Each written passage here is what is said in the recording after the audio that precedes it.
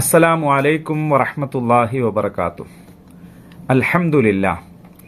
അൽഹംദുലില്ലാഹി റബ്ബിൽ ആലമീൻ വസ്സലാത്തു വസ്സലാമു അലാ റസൂലിൽ അമീൻ വഅലാ ആലിഹി വസഹ്ബിഹി അജ്മഈൻ. ഇൻ ഉരീദു ഇല്ലൽ ഇസ്ലാഹ മസ്തതഅതു വമാ തൗഫീഖി ഇല്ലാ ബില്ലാഹ് അലൈഹി തവക്കൽതു വഇലൈഹി ഉനീബ്. റബ്ബി ഇശ്റഹ് ലി സ്വദ്രി വയസ്സിർ ലി അംരി വഹ്ലുൽ ഉഖ്ദതം മിൻ ലിസാനി يفقهوا قولي. قال الله تعالى في القرآن المجيد: أعوذ بالله من الشيطان الرجيم. وإذا قيل لهم اتبعوا ما أنزل الله قالوا بل نتبع ما ألفينا عليه آباءنا أولو كان آباؤهم لا يعقلون شيئا ولا يهتدون ومثل الذين كفروا كمثل الذي ينعق بما لا يسمع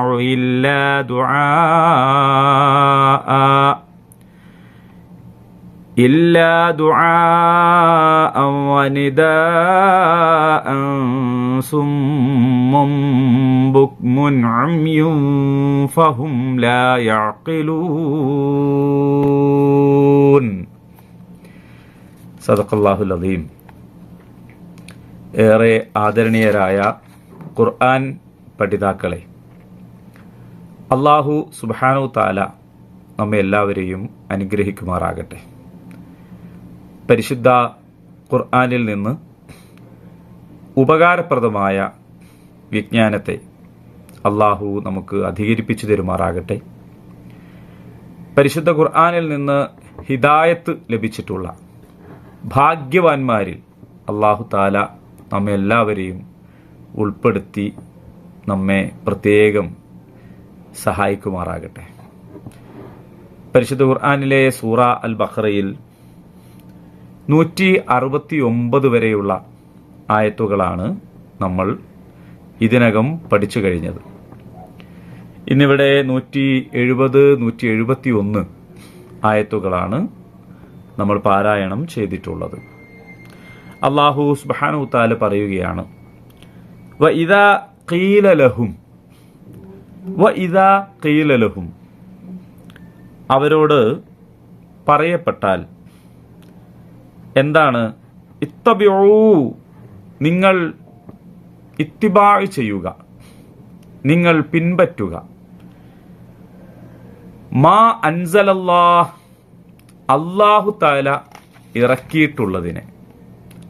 ഖാലു, അപ്പോ അവരെന്താണ് പറയുന്നത്? ബൽ നത്തബിഉ, ബൽ, അങ്ങനെയല്ല,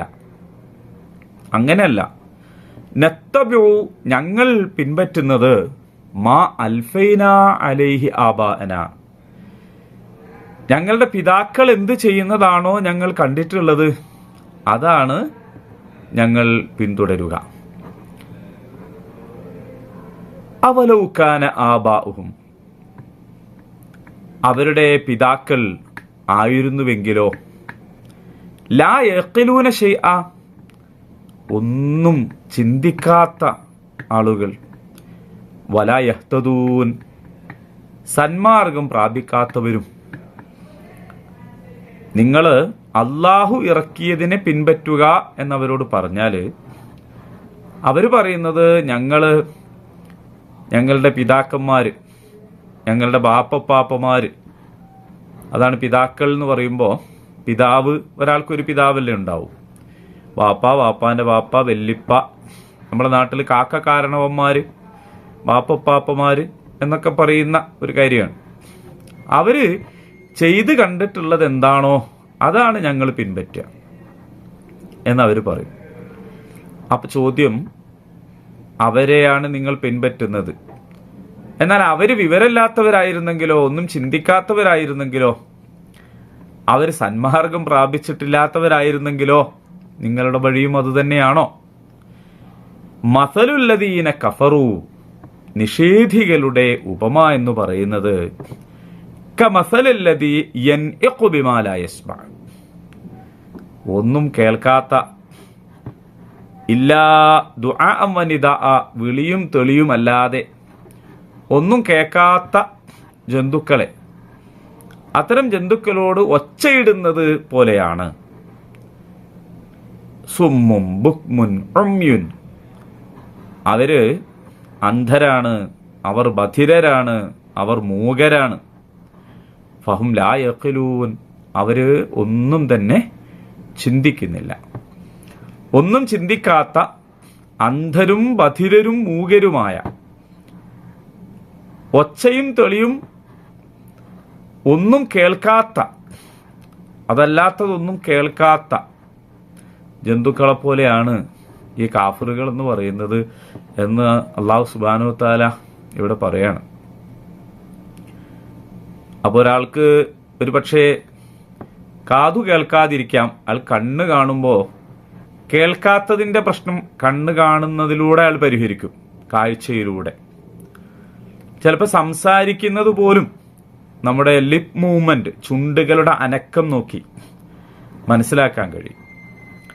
ഇനി കാഴ്ച പരിമിതിയുള്ള ആളുകളോ, അവര് വളരെ സൂക്ഷ്മമായി കേൾക്കുകയും ഓരോ അനക്കവും ശബ്ദവും അതിൻ്റെ നിമ്നോന്നതികൾ, അതിൻ്റെ ഉയർച്ച താഴ്ചകൾ അനുസരിച്ചുകൊണ്ട് കാറ്റുകളെ പോലും മനസ്സിലാക്കുകയും ഒക്കെ ചെയ്യും. എന്നാൽ കാഴ്ചയുമില്ല, കേൾവിയുമില്ല. എന്തെങ്കിലും ആരോടെങ്കിലും ചോദിച്ചു മനസ്സിലാക്കണമെന്ന് വിചാരിച്ചാൽ സംസാരിക്കാനും കഴിയില്ല. ഇങ്ങനെയുള്ളൊരു അവസ്ഥയെക്കുറിച്ച് ആലോചിച്ചു നോക്കൂ. അങ്ങനെയാണ് കാഫിറുകളുടെ ഉദാഹരണം എന്ന് അല്ലാഹു തആല പറയുകയാണ്. ഇതിന്റെ തൊട്ടു മുമ്പുള്ള ആയത്തുകളിൽ നമ്മൾ മനസ്സിലാക്കിയിട്ടുണ്ട് ആരാണ് നമ്മുടെ പ്രത്യക്ഷ ശത്രുക്കൾ എന്ന്. ജീവിതത്തിൽ ശത്രുക്കളെ തിരിയാതെ പോകുന്നതാണ് പലപ്പോഴും മനുഷ്യന്റെ ലലാലത്തിന്റെ, വഴികേടിന്റെ കാരണം എന്ന് പറയുന്നത്. ആരാണ് തന്റെ ശത്രുക്കൾ എന്ന് മനസ്സിലാവുന്നില്ല. അങ്ങനെ മനസ്സിലാക്കാത്തത് കൊണ്ട് എന്താണ് സംഭവിക്കുന്നത് എന്ന് ചോദിച്ചാൽ പലപ്പോഴും മിത്രങ്ങളെ ശത്രുക്കളായി കാണുകയാണ്. ജീവിതത്തിന്റെ എല്ലാ നിലവാരങ്ങളും തകർന്നു പോകുന്ന വിധം അങ്ങനെ ആയി പോകുന്ന ഒരു സാഹചര്യമുണ്ട്. അപ്പൊ അല്ലാഹു തആല വളരെ കൃത്യമായിട്ട് പറഞ്ഞു തന്നിരിക്കുകയാണ് ആരാണ്. വലാ തത്തബിഉ മിൻ ഖുതുവാത്തി ശൈത്താൻ, നിങ്ങൾ ശൈത്താന്റെ കാലടികളെ പിന്തുടരരുത്. ഇന്നഹു ലക്കും അദുവ്വുൻ മുബീൻ, അവൻ നിങ്ങളുടെ വ്യക്തമായ പ്രത്യക്ഷമായ ശത്രുവാണ് എന്ന് നമുക്ക് കൃത്യമായി നമ്മുടെ എതിരാളി ആരാണ്, ശത്രു ആരാണ് എന്ന് പറഞ്ഞു തന്നിരിക്കുകയാണ്. അതിനെ തുടർന്നാണ് ഈ ഒരു കാര്യം പറയുന്നത്. അതിപുരാതന കാലം മുതൽ തന്നെ പരിശുദ്ധ പ്രവാചകന്മാരോട്, ആ പ്രവാചകന്മാരുടെ അംബിയാ മുർസലീങ്ങളുടെ നാട്ടുകാർ ഉന്നയിച്ചിരുന്ന ഒരു കാര്യമാണിത്. നീ എന്താണ് പുതിയ കാര്യങ്ങളുമായി വന്നിട്ടുള്ളത്?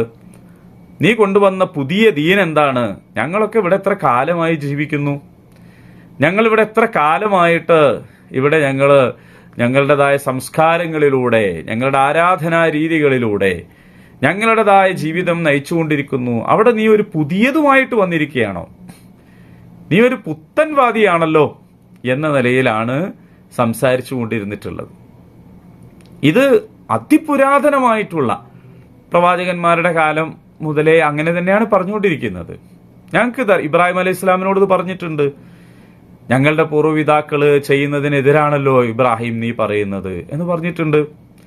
എല്ലാ നബിമാരോടും ഇങ്ങനെ പറഞ്ഞിട്ടുണ്ട്. മുഹമ്മദ് മുസ്തഫ സല്ലല്ലാഹു അലൈഹി വസല്ലമിനോട് പിന്നെ പറഞ്ഞത് ഏതായാലും നമുക്കറിയാം, നമ്മൾ ധാരാളമായിട്ട് കേട്ടിട്ടുള്ള കാര്യമാണ്. ഞങ്ങൾക്കിവിടെ ഞങ്ങളുടേതായ ഒരു ഗോത്ര ഭരണ വ്യവസ്ഥയുണ്ട്, ഞങ്ങളുടേതായ ഒരു രീതിയുണ്ട്. അവർ കഅബയുടെ അകത്തും പുറത്തുമൊക്കെ വിഗ്രഹങ്ങളെ നിറച്ചു വെച്ചിട്ടുള്ളത് ഓരോ ഗോത്രങ്ങളുടെയും ആ വ്യവസ്ഥയെ ശക്തിപ്പെടുത്തുന്നതിനും അവരെ മുഴുവനും ആ പറഞ്ഞ ഗോത്രാധിപത്യത്തിന്റെ ആളുകളാക്കി മാറ്റുന്നതിനും വേണ്ടിയായിരുന്നു. അതിനുവേണ്ടിയാണ് അത്രയേറെ വിഗ്രഹങ്ങൾ, ഓരോ താവഴികൾക്ക്, ഓരോ കുടുംബത്തിന്, അങ്ങനെ ഓരോ ബ്രാഞ്ചുകൾക്ക്. അതിനൊക്കെ ഈ പറയപ്പെടുന്ന വ്യവസ്ഥയോട് ബന്ധമുണ്ടാവാൻ വേണ്ടിയിട്ടാണ് അവരങ്ങനെ ചെയ്തിട്ടുണ്ടായിരുന്നത്. അപ്പൊ അതിനിടയിലാണ് ലാ ഇലാഹ ഇല്ലല്ലാഹ് എന്ന് പ്രഖ്യാപിക്കുന്നത്. അള്ളാഹു അല്ലാത്ത ഒരു ഇലാഹുമില്ല. അവനാണ് സൃഷ്ടാവ്, അവനാണ് നിയന്ത്രിക്കുന്നവൻ, അവനാണ് അന്നം നൽകുന്നവൻ, അങ്ങനെ അവനാണ് ജനനം നിശ്ചയിച്ചവൻ, അവൻ തന്നെയാണ് മരണത്തിന്റെ തീയതി തീരുമാനിച്ചവൻ, മരണാനന്തര ജീവിതത്തെയും സൃഷ്ടിച്ചവൻ. അങ്ങനെ എല്ലാം അള്ളാഹുവാണ്. ആ അള്ളാഹു ആകുന്നു ഇലാഹ്. അവനെയാണ് നിങ്ങൾ ആരാധിക്കേണ്ടത്, അവനാണ് ജീവിതത്തെ സമർപ്പിക്കേണ്ടത്, അവനെയാണ് നിങ്ങൾ അനുസരിക്കേണ്ടത്, അവൻ തരുന്ന നിയമത്തെയാണ് നിങ്ങൾ നിയമമായി സ്വീകരിക്കേണ്ടത്. ഇങ്ങനെ പറഞ്ഞപ്പോഴാണ് ഞങ്ങൾക്ക് ഇവിടെ തന്നെ ഉണ്ടല്ലോ ഞങ്ങളുടെ പാരമ്പര്യം, ദേശീയമായ പാരമ്പര്യം അല്ലേ. നമ്മുടെ നാട്ടിലും പറയപ്പെടുന്നൊരു കാര്യമാണത്. നമ്മുടെ നാടിന്റെ ദേശീയമായ പാരമ്പര്യം എന്നൊക്കെ പറയാറുണ്ടല്ലോ. എന്താണത് എന്ന് പരിശോധിച്ച് നോക്കിയാൽ നമുക്ക് കാണാൻ കഴിയുന്ന എന്തെല്ലാം ഉണ്ട്. ഇപ്പൊ നമ്മൾ നമ്മുടെ രാജ്യത്തെക്കുറിച്ച് തന്നെ ചിന്തിക്കുമ്പോൾ നമ്മുടെ നാട്ടിൽ പലപ്പോഴും പല ആളുകളും പറയാറുണ്ട് കഴിഞ്ഞ കാലത്തെ ഞങ്ങളുടെ പാരമ്പര്യം എന്ന് പറയാം. എന്താണ് പാരമ്പര്യം? ഐത്തത്തിന്റെ, ജാതീയതയുടെ, സതി ഉൾപ്പെടെയുള്ള ദുരാചാരങ്ങളുടെ ഒരുപാട് കാര്യങ്ങൾ കഴിഞ്ഞു പോയിട്ടുണ്ട്. ഇതിനെക്കുറിച്ചാണോ നമ്മുടെ മഹത്തായ പാരമ്പര്യം എന്ന് നമ്മൾ പറയുന്നത്? അപ്പൊ ചില കാര്യങ്ങൾ പറയുമ്പോൾ അത് ചോദ്യം ചെയ്യപ്പെടാത്ത കാര്യങ്ങളായിട്ട് നിൽക്കുകയാണ്.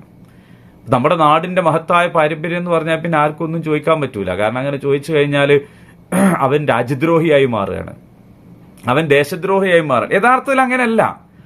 അത് ഇടക്കാലത്ത് വന്നിട്ടുള്ളതാണ്.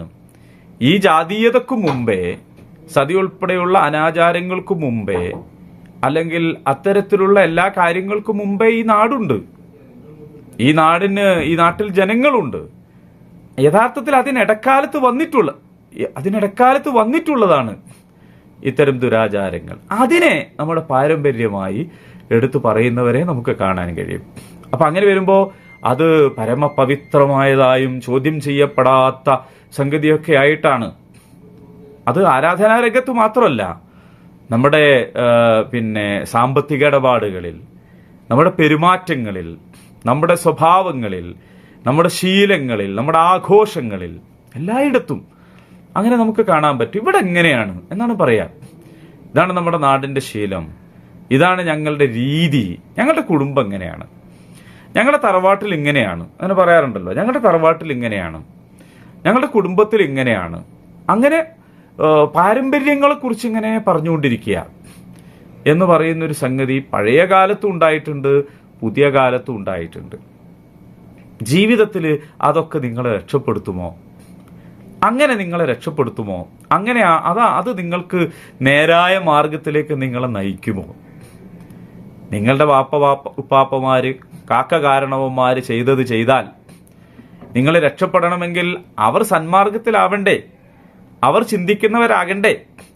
അവർ ചിന്തിക്കുന്നവരാണെങ്കിൽ മാത്രമല്ലേ അവർ ചെയ്തതുപോലെ, അല്ലെങ്കിൽ അവർ ഹിദായത്തിലാണെങ്കിൽ, സന്മാർഗത്തിലാണെങ്കിൽ അല്ലേ അവരുടെ വഴിയെ പോയാൽ നിങ്ങളും സന്മാർഗത്തിലാവുകയുള്ളൂ.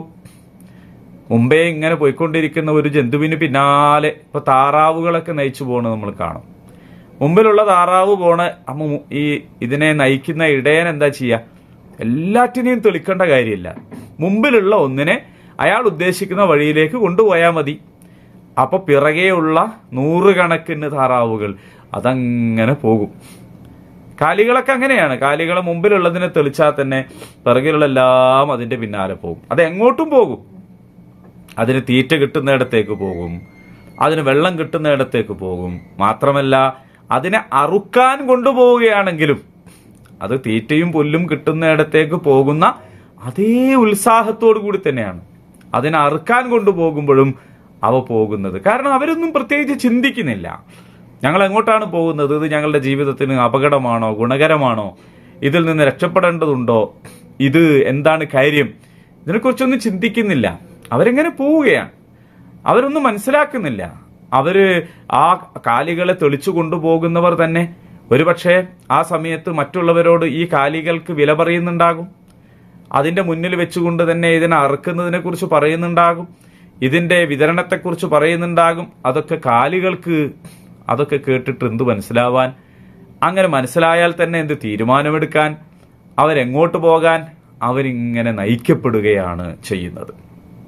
ഇതുപോലെയാണ് നിഷേധികളുടെ ഉപമ എന്ന് പറയുന്നത്. ശൈത്താന്റെ കാലടിപ്പാടുകളെ നിങ്ങൾ പിന്തുടരരുത് എന്ന് പറഞ്ഞല്ലോ. ശൈത്താൻ ഇങ്ങോട്ടാണ് അവരെ നയിക്കുന്നത്. എല്ലാവരെയും സർവനാശത്തിലേക്ക് ഇങ്ങനെ വളരെ ആകർഷകമായ രീതിയിലുള്ള ശബ്ദങ്ങളും അതുപോലെ തന്നെ വർണ്ണശബളമായ പല കാര്യങ്ങളും വെച്ചുകൊണ്ട് അവരിങ്ങനെ നയിച്ചുകൊണ്ടേയിരിക്കുകയാണ്. അപ്പൊ അങ്ങനെ നയിക്കപ്പെട്ട് സർവനാശത്തിലേക്ക് എത്തുകയാണ് അവർ ചെയ്യുന്നത്. അപ്പോ യഥാർത്ഥത്തിൽ നിങ്ങൾ എന്തു വേണം? ശൈത്താൻ ഞങ്ങളെ നയിക്കുന്നത് അപകടത്തിലേക്കാണെന്ന് തിരിച്ചറിയുവാനുള്ള അഖ്ല് യഥാർത്ഥത്തിൽ അള്ളാഹു നൽകിയിട്ടുണ്ട്.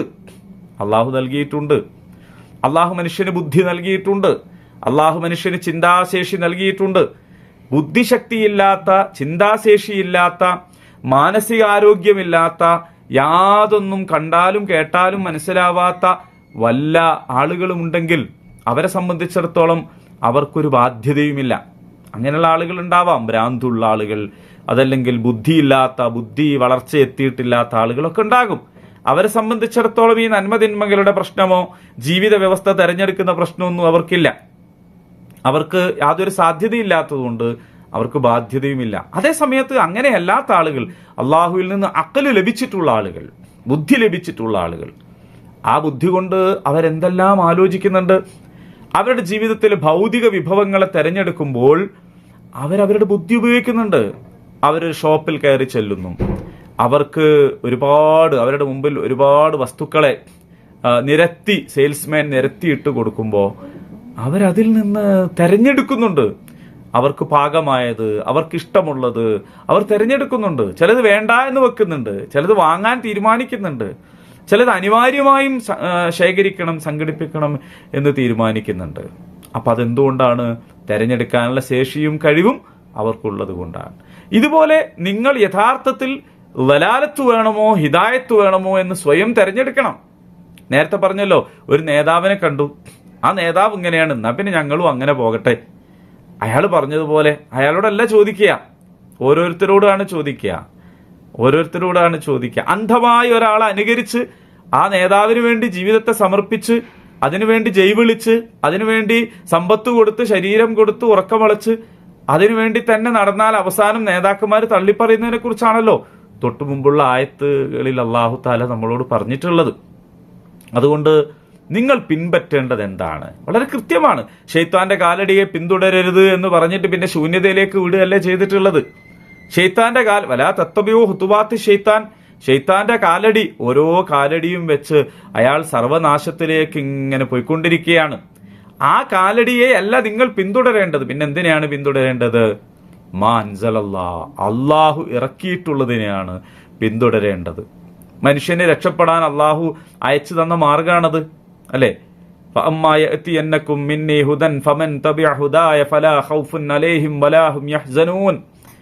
അല്ലെ, നിങ്ങൾക്ക് എന്നിൽ നിന്ന് സന്മാർഗം വന്നു കിട്ടും. ആ സന്മാർഗത്തെ ആരാണോ പിന്തുടരുന്നത് അവർക്ക് ഭയപ്പെടേണ്ടതില്ല, അവർക്ക് ദുഃഖിക്കേണ്ടതില്ല എന്നാണല്ലോ. അത് അള്ളാഹുവിന്റെ വാഗ്ദാനമാണ്, അള്ളാഹുവിന്റെ വാഴതയാണത്. നിങ്ങൾക്ക് എന്നിൽ നിന്ന് സന്മാർഗം വന്നു കിട്ടും. അള്ളാഹു താലക്കല്ലേ നമുക്ക് വഴി കാണിച്ചു തരാൻ കഴിയുള്ളൂ. മറ്റാര് കാണിച്ചു തരുന്ന വഴിയെ കുറിച്ച് നിങ്ങൾ ആലോചിച്ച് നോക്കൂ. അവർക്ക് തന്നെ അവരുടെ ജീവിതത്തിൽ ഒരു സ്വാധീനവുമില്ല. അവർക്ക് തന്നെ അവരുടെ ജീവിതത്തെ നിർണ്ണയിക്കാൻ കഴിഞ്ഞിട്ടില്ല. അവരുടെ ജനനത്തീയതി തീരുമാനിച്ചിട്ടില്ല. അവരുടെ മരണത്തീയതി അവർക്കറിയില്ല. മരണത്തിന്റെ രീതി അവർക്കറിയില്ല. അവരെങ്ങനെയാണ് ഈ ലോകം വിട്ടു പോവാന്ന് അവർക്കറിയില്ല. അവര് ജീവിക്കുന്ന കാലത്ത് തന്നെ ലോകത്തിന്റെ വിവിധ ഭാഗങ്ങളിൽ എന്ത് നടക്കുന്നു എന്നത് അവർക്കറിയില്ല. ചരിത്രത്തിൽ നിന്ന് ആ ചരിത്രം രേഖപ്പെടുത്തിയിട്ടുള്ള ആളുടെ ആശയാദർശങ്ങൾക്കനുസരിച്ചാണ് അയാൾ അത് രേഖപ്പെടുത്തിയിട്ടുള്ളത്. നമ്മൾ ചരിത്രം എന്ന് പറയുമ്പോൾ അതിങ്ങനെ ഒരു ബന്ധവുമില്ലാത്തൊരു സംഗതിയല്ല. ഒരാൾ ചരിത്രം എഴുതുമ്പോൾ ആ ചരിത്രകാരന്റെ ഒരു വീക്ഷണം ഉണ്ടാകും, അയാളുടെ ഒരു കാഴ്ചപ്പാടുണ്ടാകും. ആ കാഴ്ചപ്പാടനുസരിച്ചാണ് അയാൾ ചരിത്രം രേഖപ്പെടുത്തുന്നത്. അങ്ങനെ അയാളുടെ കാഴ്ചപ്പാട് കൂടി ഉണ്ടായിത്തീരുന്നതാണ് ചരിത്രം. അപ്പോൾ ഓരോരുത്തരും ലോകത്തെ പല വിധേയന കണ്ടിട്ടുണ്ട്. നമുക്കറിയാം. ഉള്ളവനും ഇല്ലാത്തവനും തമ്മിലുള്ള സംഘർഷമായിട്ടാണ് കമ്മ്യൂണിസം ചരിത്രത്തെ കാണുന്നത്. ഉള്ളവനും ഇല്ലാത്തവനും തമ്മിലുള്ള സംഘർഷം, അങ്ങനെയാണ് അവർ കാണുന്നത്. എല്ലാ കാലത്തും അങ്ങനെ സംഭവിച്ചു എന്നാണ് പറയുന്നത്. പക്ഷെ ഇസ്ലാം അങ്ങനെയല്ല ചരിത്രത്തെ കാണുന്നത്. നന്മയും തിന്മയും തമ്മിലുള്ള, അങ്ങനെയാണ്, നന്മയുടെ പക്ഷവും തിന്മയുടെ പക്ഷവും എന്നതാണ്, അല്ലേ? ഫഅൽഹമഹാ ഫുജൂറഹാ വതഖ്വാഹാ, നല്ലതിനെ കുറിച്ചും ചീത്തയെ കുറിച്ചും അല്ലാഹു തആല ഇൽഹാം ചെയ്തിട്ടുണ്ട്. ആ നല്ലതിനെയാണ് നിങ്ങൾ പിന്തുടരേണ്ടത്, ചീത്തയെ നിങ്ങൾ പിന്തുടരാൻ പാടില്ല. അള്ളാഹു അറിയിച്ചു തന്നിട്ടുള്ള ജീവിതക്രമം അവൻ ഇറക്കി തന്നിട്ടുള്ളതാണ്. ഈ പ്രപഞ്ചം അവൻ സൃഷ്ടിച്ചതാണ്. ഈ മണ്ണ്, ഈ ഭൂമിയെ നിങ്ങൾ നോക്കൂ, അത് നിർജീവമായി കിടക്കുകയാണ്. ആ നിർജീവമായി കിടക്കുന്ന ഭൂമിയിലേക്ക് അള്ളാഹുവിൽ നിന്ന് മഴ അവൻ ആകാശത്ത് നിന്ന്, അല്ലേ, അൻസല മിനസ്സമാഇ മാഅൻ, ആകാശത്ത് നിന്ന് അവൻ വെള്ളം ഇറക്കുകയാണ്. അങ്ങനെ വെള്ളം ഇറക്കുമ്പോൾ നിർജീവമായി കിടക്കുന്ന ഈ ഭൂമി വീണ്ടും സജീവമായി തീരുകയാണ്. ഇതുപോലെ തന്നെ മനുഷ്യന്റെ മനസ്സ് മരവിച്ചു പോയാൽ, പിശാചിന്റെ കാലടികളെ പിന്തുടർന്നൽപ്പം സഞ്ചരിച്ചു മുന്നോട്ടു പോയിട്ട് അവൻ പിഴച്ച വഴിയിലൂടെ പോയാൽ, അവന്റെ ഹൃദയത്തിൽ നിന്ന് കാരുണ്യത്തിന്റെ, സ്നേഹത്തിന്റെ, അൻപിന്റെ, ദയയുടെ വികാരങ്ങൾ ഇല്ലാതായി പോയാൽ, അത്തരം സന്ദർഭങ്ങളിൽ അവന്റെ ഹൃദയത്തിലേക്ക് കുളിർമഴയായി പെയ്തിറങ്ങുന്നതാണ് അള്ളാഹുവിന്റെ വചനങ്ങൾ എന്ന് പറയുന്നത്. അതാണ് ഹിദായത്ത് എന്ന് പറയുന്നത്. എന്തുണ്ട് മാർഗമെന്ന് അന്വേഷിച്ച് എന്താണ് ഇനി പ്രതിവിധി എന്ന് തേടിക്കൊണ്ടിരിക്കുന്ന മനുഷ്യന്റെ മുന്നിൽ, ദർശനങ്ങളുടെ ശ്മശാന ഭൂമിയിൽ നിരാശപ്പെട്ട് കഴിയുന്നവരുടെ മുന്നിൽ അള്ളാഹു അവന്റെ ഹിദായത്ത് ഈ തെളിനീർ മഴ പെയ്യിച്ചതുപോലെ ആശ്വാസത്തിൻ്റെതായിട്ടുള്ള ഹിദായത്ത് പെയ്യിക്കുകയാണ് ചെയ്യുന്നത്. അതുകൊണ്ടാണ് അല്ലാഹു തആല ഇറക്കിയിട്ടുള്ളത് എന്ന് പറയുന്നത്. മാനത്ത് നിന്ന് വെള്ളമിറക്കി ഭൂമിയെ സജീവമാക്കുന്നത് പോലെ മരവിച്ചുപോയ മനസ്സുകളെ സജീവമാക്കി അവിടെ ഫലവൃക്ഷങ്ങൾ തഴച്ചു വളർന്ന് അതിൽ നിന്ന് മൻഫഅത്ത്, അതിൽ നിന്ന് പ്രയോജനം കിട്ടാൻ ഉപകരിക്കുന്ന വിധത്തിൽ അല്ലാഹു സുബ്ഹാനഹു തആല ഹിദായത്തിന്റെ മഴ പെയ്യിക്കുകയാണ്. അതിനെയാണ് നിങ്ങൾ പിൻപറ്റേണ്ടത്. അതിനെ പിൻപറ്റണം നിങ്ങൾ. അതിനെ പിൻപറ്റാൻ പറയുമ്പോൾ നിങ്ങൾ പാരമ്പര്യത്തെക്കുറിച്ച് പറഞ്ഞ് അതിൽ നിന്ന് തെന്നിമാറാൻ പാടില്ല. നിങ്ങൾ അതിൽ ദേശീയത പറഞ്ഞ് തെന്നിമാറാൻ പാടില്ല. അതിൽ നിങ്ങളുടെ തറവാടിത്തം തെറ്റിപ്പോകാൻ പാടില്ല. അതിൽ നിങ്ങളുടെ ജാഹിലിയായിട്ടുള്ള യാതൊരു കാര്യങ്ങളും അതിന് തടസ്സാവാൻ പാടില്ല. കാരണം നിങ്ങളുടെ പൂർവ്വ പിതാക്കൾ അവർ വിവരമില്ലാത്ത ആളുകളായിരുന്നെങ്കിൽ, നിങ്ങളുടെ മുൻഗാമികൾ അറിവില്ലാത്ത ആളായിരുന്നുവെങ്കിൽ, മുമ്പേ ഗമിച്ചുപോയവൻ വഴിതെറ്റിയവനായിരുന്നുവെങ്കിൽ നിങ്ങൾ ആ വഴികേടിൽ തന്നെ മുന്നോട്ട് പോകേണ്ടതായി വരും. അതുകൊണ്ട് ഒരിക്കലും നിങ്ങൾ അങ്ങനെയല്ല ചെയ്യേണ്ടത്. അള്ളാഹു ഇറക്കിയതിലേക്ക് നിങ്ങൾ മടങ്ങണം. അതാണ് നിങ്ങൾ പിൻപറ്റേണ്ടത്. ആ വഴിയിലൂടെയാണ് നിങ്ങൾ പോകേണ്ടത്. വറദ്ദൂഹു ഇലല്ലാഹി വറസൂൽ, അള്ളാഹുവിലേക്ക്, റസൂലിലേക്ക് മടങ്ങുകയാണ് വേണ്ടത്. അപ്പൊ അതിനനുകൂലമായതൊക്കെ നിങ്ങൾക്ക് സ്വീകരിക്കാം. അള്ളാഹു തആല ഇറക്കിയതനുസരിച്ച് ജീവിക്കുമ്പോൾ, ആ ഇറക്കിയ വഴിയിലൂടെ നിങ്ങൾക്ക് പോകുമ്പോൾ നിങ്ങൾക്കത് അംഗീകരിക്കാം, നിങ്ങൾക്കത് പിൻപറ്റാം. അതേ സമയത്തോ അതിനെതിരായി വരുന്നതിൽ നിന്ന് നിങ്ങൾ വിട്ടുനിൽക്കണം. അതെത്ര മനോഹരമായി തോന്നിയാലും, അതെത്ര ആകർഷകമായി തോന്നിയാലും നിങ്ങൾ മറ്റുള്ളതിലേക്ക് പോകാൻ പാടില്ല. നിങ്ങൾ പാരമ്പര്യത്തിന്റെ അടിമകളായി മാറാൻ പാടില്ല. പാരമ്പര്യവും പൈതൃകവും ഒക്കെ നന്മയുടേതാണെങ്കിൽ നിങ്ങൾക്ക് സ്വീകരിക്കാവുന്നതേ ഉള്ളൂ. പരിശുദ്ധ ഖുർആനിലെ സൂറ അൽ ഫാത്തിഹയിൽ ഒരു പാരമ്പര്യത്തെക്കുറിച്ച് നമ്മൾ പ്രാർത്ഥിക്കുന്നുണ്ടല്ലോ. എന്താണ്? സിറാത്തുല്ലദീന അൻഅംത അലൈഹിം, അതാണ് നീ അനുഗ്രഹിച്ചവരുടേതായ മാർഗം എന്ന് പറയുന്നുണ്ട്. അതൊരു പാരമ്പര്യമാണ്, അത് മഹത്തായ പാരമ്പര്യമാണ്. അത് അംബിയാ മുർസലീങ്ങളുടെ പാരമ്പര്യമാണ്, അത് സലഫുസ് സ്വാലിഹീങ്ങളുടെ പാരമ്പര്യമാണ്, അത് ശുഹദാക്കളുടെ പാരമ്പര്യമാണ്, അത് നന്മ പ്രവർത്തിച്ചവരുടെ പാരമ്പര്യമാണ്. ആ പാരമ്പര്യങ്ങൾ അള്ളാഹു ഇറക്കിയതിനോട് ചേർന്ന് നിൽക്കുന്നതാണ്. അള്ളാഹു അവതരിപ്പിച്ചു തന്ന അള്ളാഹുവിന്റെ നിയമങ്ങളോട്, ആ നിയമങ്ങൾക്കൊപ്പം നിൽക്കുന്നതാണ്. ആ നിയമത്തിന്റെ വിശദീകരണമാണ്, ആ നിയമത്തിന്റെ ഭൂമിയിലെ തെളിവുകളാണ്, ദൃഷ്ടാന്തമാണ്, ആയത്തുകളാണ്. നിങ്ങൾ ആ പാരമ്പര്യത്തിൽ നിൽക്കണം. അതേ സമയത്ത് അള്ളാഹു ഇറക്കിയതിനെ പരിഗണിക്കാത്ത, കേവലമായ ചില നാട്ടിൽ രൂപപ്പെട്ടിട്ടുള്ള, അവിടെ ഉരുവം കൊണ്ടിട്ടുള്ള അവിടുത്തതായ പലതരത്തിലുള്ള രീതികൾ, ആ രീതികളുടെ പേരിൽ നിങ്ങൾ എന്ത് ചെയ്യാൻ പാടില്ല? അള്ളാഹു ഇറക്കിയതിൽ നിന്ന് വിട്ടു നിൽക്കാൻ പാടില്ല. നമുക്കറിയാമല്ലോ, നമ്മുടെ നാട്ടിൽ ഇത് വളരെ സാർവത്രികമായിട്ടുള്ളൊരു കാര്യമാണ്.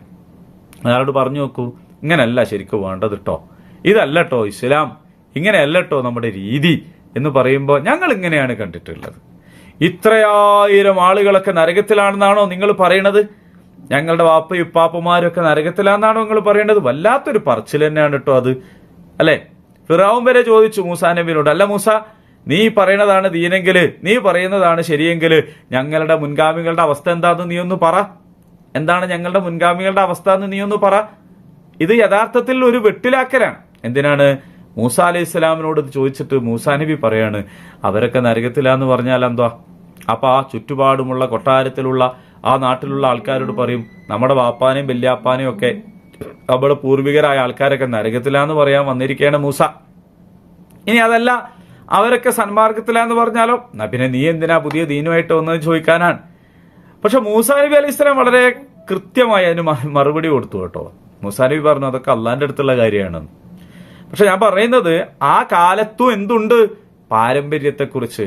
നീ പറയുന്നതാണ് ദീനെങ്കിൽ ഞങ്ങളുടെ കഴിഞ്ഞു പോയ ആൾക്കാർക്കൊന്നും ദീൻ അറിഞ്ഞൂടാന്നാണോ പറയണത്? എന്നാണ്. ദീൻ അറിഞ്ഞൂടായിരിക്കും. അള്ള പറയാണ്, അവലോകാന ആബാഹും, അവരുടെ വാപ്പാര് ചിലപ്പോൾ ആയിരിക്കും ലാ യഖ്ലൂന ഷൈഅ എന്ന് പറഞ്ഞാൽ ഒരു സംഗതിയുടെ ഏറ്റവും ചെറുത്, ഏറ്റവും ഒരു ഇത്തിരി പോലും ചിന്തിക്കാത്തവരായിരുന്നെങ്കിലോ എന്നാണ്. ഒരു ഇത്തിരി പോലും ചിന്തിക്കാത്തവരായിരുന്നെങ്കിലോ. അല്ലേ?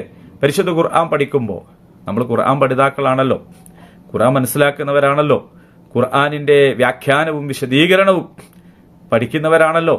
അപ്പോൾ പരിശുദ്ധ റസൂൽ സല്ലല്ലാഹു അലൈഹി വസല്ലമിന്റെ വചനങ്ങളും അതുപോലെ തന്നെ നബി ചരിത്രവും സഹാബിമാരുടെ ചരിത്രവും ഈ ഇസ്ലാമിന്റെ മഹത്തായ അത്തരം അനുഭവങ്ങളൊക്കെ വെച്ച് നമ്മൾ ആയത്തുകൾ മനസ്സിലാക്കുമ്പോൾ നമ്മുടെ ജീവിതത്തിൽ ഇതുവരെ കരുതിപ്പോന്ന പലതും ശരിയല്ല എന്ന് മനസ്സിലാക്കേണ്ടി വരും. പരിശുദ്ധ ദീനുൽ ഇസ്ലാമിന്റെ പ്രകൃതവും സ്വഭാവവും തന്നെ നമ്മൾ പരമ്പരാഗതമായി മനസ്സിലാക്കിയ ഒരു കേവല ആത്മീയമായ മതമല്ല എന്ന് നമുക്ക് തിരിച്ചറിയേണ്ടതായിട്ട് വരും. നമ്മൾ കഴിഞ്ഞ ആയത്തുകളൊക്കെ പറഞ്ഞപ്പോൾ അതിലേക്ക് സൂചനകൾ നൽകിയിട്ടുണ്ട്. നമ്മൾ സാധാരണ നാട്ടിൽ കണ്ടുവരുന്നത് പോലെയുള്ള ജാതിയല്ല ഇസ്ലാം. നമ്മൾ സാധാരണ നാട്ടിൽ പരമ്പരാഗതമായി വിചാരിച്ചു പോരുന്ന തരത്തിലുള്ള ഒരു മതം, അത്തരമൊരു ചട്ടക്കൂടല്ല ഇസ്ലാം. അതൊരു പരിമിതമായ ചട്ടക്കൂടാണ്. നിങ്ങളുടെ ജീവിതത്തിൽ സ്വാധീനം ചെലുത്താത്ത, നിങ്ങൾ ആര് തന്നെ ആയാലും, നിങ്ങൾ എന്തിനു വേണ്ടി പ്രവർത്തിക്കുന്നവരായാലും, നിങ്ങൾ എവിടേക്ക് പോകുന്നവരായാലും, അതൊക്കെ ഒരു തീവണ്ടിയെക്കുറിച്ച് നിങ്ങൾ ആലോചിച്ച് നോക്കൂ. ആ തീവണ്ടിയിൽ ഒരുപാട് ബോഗികൾ, ഒരു ബോഗിയിലുള്ളത് ഏകദൈവ വിശ്വാസികളാണ്, വേറൊരു ബോഗിയിലുള്ളത് ബഹുദൈവ വിശ്വാസികളാണ്, വേറൊരു ബോഗിയിലുള്ളത് ത്രിയേകത്വത്തിൽ വിശ്വസിക്കുന്നവരാണ്, വേറൊരു ബോഗിയിലുള്ളത് ദൈവത്തെയോ മതത്തെയോ ഉൾക്കൊള്ളാത്തവരാണ്. ഇവരെല്ലാവരെയും നയിച്ചു കൊണ്ടുപോകുന്ന എൻജിൻ എങ്ങോട്ടാണ്? അവിടെയല്ലേ അവസാനം എത്തുള്ളൂ. ഞങ്ങൾ ഞങ്ങളുടെ മതം, ആ മതത്തിന്റെ കാര്യത്തിൽ സുരക്ഷിതരാണ്. ഞങ്ങൾക്ക് പള്ളിയുണ്ട്, യത്തീംഖാനയുണ്ട്, മദ്രസ ഉണ്ട്, ആരാധന ഉണ്ട്, ദിക്റുണ്ട്, ദുആയുണ്ട്, ഒക്കെ ഉണ്ട്. അവിടെ ഞങ്ങൾക്ക് ഞങ്ങളുടെ അഖീദയുണ്ട്, ഞങ്ങളുടെ തൗഹീദുണ്ട്, ഞങ്ങളുടെ ദീനിയായ കാര്യങ്ങളുണ്ട്, ഞങ്ങൾ സന്തുഷ്ടരാണ്. അപ്പുറത്ത് ബഹുദൈവ വിശ്വാസം, അവർക്ക് അവരുടേതായ ആചാരങ്ങൾ, അനുഷ്ഠാനങ്ങൾ, അവരുടേതായ കാര്യങ്ങളുണ്ട്. ഇപ്പുറത്ത് ത്രിയേകത്വമുണ്ട്. പടച്ചതമ്പുരാൻ മൂന്നിലൊരുവനാന്ന് പറയുന്നുണ്ട്, അള്ളാഹ്ക്ക് പുത്രനുണ്ട് എന്ന് പറയുന്നുണ്ട്. അവരൊരു ഭാഗത്ത് വേറുണ്ട്. ഇനി അതിനപ്പുറത്ത് വേറെ മതക്കാരുണ്ട്. ഇങ്ങനെ കുറേ ബോഗികളുള്ളൊരു തീവണ്ടിയാന്ന് വിചാരിക്കുക. ഓരോരുത്തരും അവരവരുടെ കമ്പാർട്ട്മെന്റുകളിൽ സേഫാണ്. പക്ഷേ ഓരോരുത്തരുടെയും കമ്പാർട്ട്മെന്റിൽ ഓരോരുത്തരും സേഫാണ്. ഓരോരുത്തർക്കും ഓരോ രീതിയുണ്ട്. പക്ഷേ ഇതിന്റെ എൻജിൻ ഡ്രൈവർ ആരാണ്? അവിടേക്കാണല്ലോ വണ്ടി എത്തുക. അവസാനം എത്തുക എങ്ങോട്ടാണ്? ആ വണ്ടി എങ്ങോട്ടാണെന്നുള്ളതാണ്. ആ വണ്ടി എങ്ങോട്ടായിരിക്കണം എന്നതാണ്.